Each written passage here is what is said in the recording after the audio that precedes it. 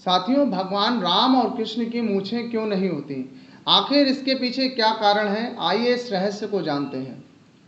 साथियों, हम जब कभी भी टीवी पर रामानंद सागर जी का रामायण या श्री कृष्णा देखते हैं तो उसमें कभी भी भगवान राम और कृष्ण की दाढ़ी या मूछ नहीं दिखाई जाती।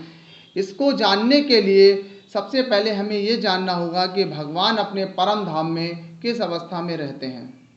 साथियों, भगवान अपने परम धाम में सदैव एक शाश्वत अवस्था में रहते हैं, जो किशोरावस्था अर्थात 16 वर्ष की अवस्था कहा जाता है। यह भगवान की अवस्था ना तो कभी बढ़ती है और ना ही कभी घटती है, क्योंकि इस पर प्रकृति का प्रभाव नहीं होता।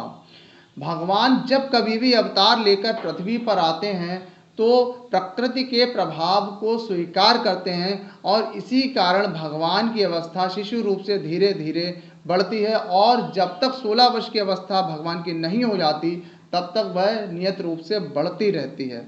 16 वर्ष की अवस्था हो जाने के बाद में उनकी यही शाश्वत अवस्था बनी रहती है, जबकि इसके विपरीत भगवान के जो पुत्र पौत्र इत्यादि होते हैं वह वृद्धावस्था तक जाते हैं, लेकिन भगवान अपनी किशोरावस्था में ही बने रहते हैं।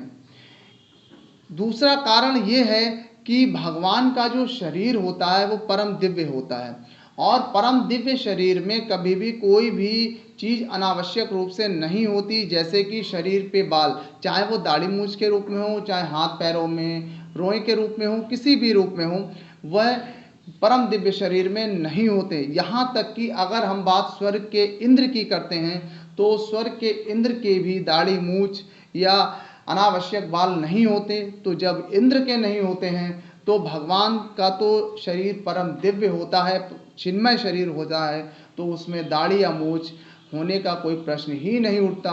और अगर इसको हम लौकिक रूप से भी देखें तो भगवान की जो 16 वर्ष की अवस्था किशोरावर्ष की अवस्था होती है, किशोरावस्था की अवस्था में कभी भी किसी भी बालक के दाढ़ी या मूछ नहीं होती है।